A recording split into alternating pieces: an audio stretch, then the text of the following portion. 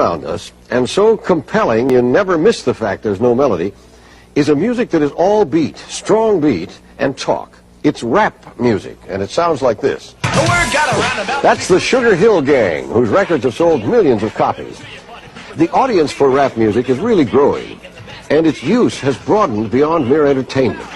Here with a report on this new phenomenon is Steve Fox. Steve?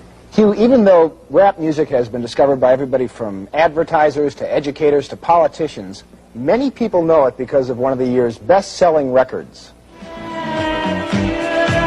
Blondie's Rapture was a hit around the nation, telling a story with music and rhymes in syncopation. It's like it removes the middleman, because it could be anybody doing it, and it's like direct communication, and that's what like music is. Music is essentially a beat. Rap is personal, personal poetry. It's sexy, energetic music. Music from the streets, heard on the streets, with the advent of portable record and tape players. Rap music began in Harlem and the South Bronx on playgrounds like this one, where people would gather to spin records and then recite their own lyrics, their raps, over the instrumental sections. Now, one of those rappers is 22-year-old Kurtis Blow. Yeah, come on now. Brakes on the bus, brakes on the car. The Breaks was Kurtis Blow's biggest hit, selling 680,000 copies last year and hitting the top of the rhythm and blues sales charts. Break it up, break it up, break it up. Kurtis Blow learned how to rap on the streets. He learned how to construct his raps and how to control his crowds as a college student. Come on, you know this song. I learned it in speech. The greatest orators of all time use crowd response. Somebody scream!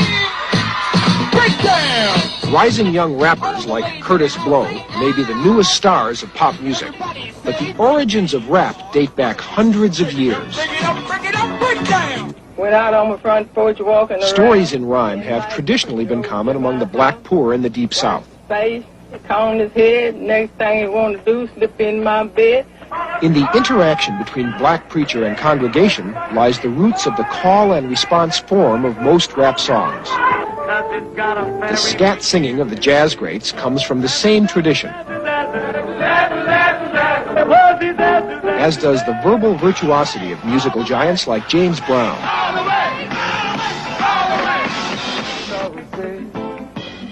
Rap's Caribbean counterpart can be found in the reggae rhythms and rhymes of Jamaica.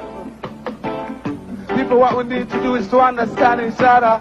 The art of rapping was brought to the radio in the 1950s by disc jockeys like Jocko Henderson. We used to say things like, E to the yock. Ho, this is Jock, and the back on the scene with the record machine saying goop bop doo. How do you do? The boastful poetry of Muhammad Ali is in the rap tradition. Ali swings to the left, Ali swings to the right. Look at the kid carry the fight. As was the civil rights rhetoric of the appropriately named black leader H. Rap Brown. Because if America don't come round, America should be burnt down. Inner city kids learn rhyme talk in their street games.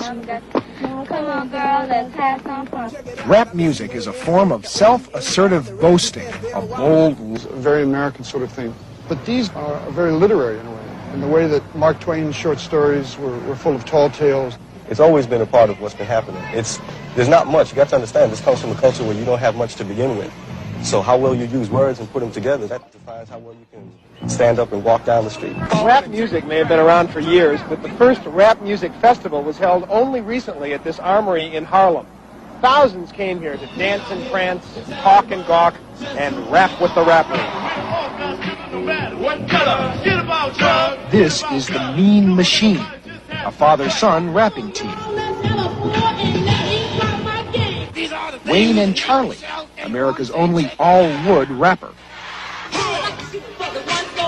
And a funky 4+1.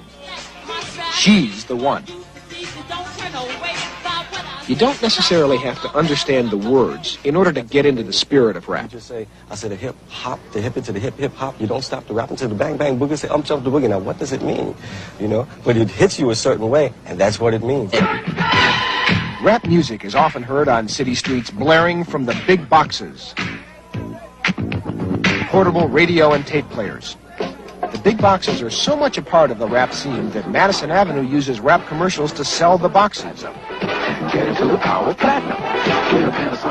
And when those boxes are turned up, many people are turned off. People have traditionally been offended by noise, or what they perceive of as noise. People hated rock and roll 15 years ago. It's outside of their experience. It's not something they really understand. It is very black and very urban, and people are scared of that. In stores like this one in Harlem, rap music sells hundreds of thousands of records, and hits like those produced by the Sugarhill record label sell millions. Showdown, the latest Sugarhill release, pits the gang against the Furious Five in verbal combat.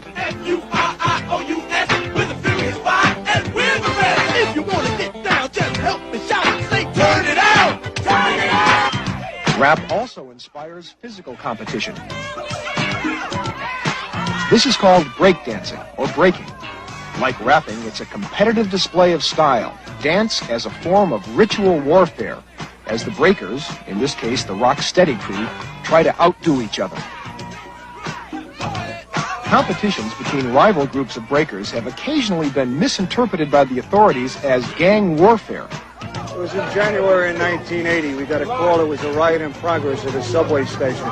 They sent my people there. They came back with about 37 youths.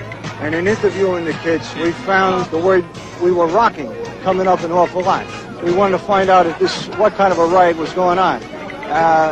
We found out in the long run that it was a dance competition, and we started some of the kids dancing at that time in the police station. I said a hip hop, the hip hop. Because young kids have shown the ability to memorize complex raps that last up to 16 minutes, rap is being brought into classrooms as a teaching tool. In Philadelphia, New York, and Washington, D.C. These students are generally, many of them, not turned on to learning. And I think that they see themselves as very successful, which can only breed something good. I'm the best in the world, you could bet on that. I'm the middle. One-time rapping DJ Jocko Henderson has developed an educational program using rap.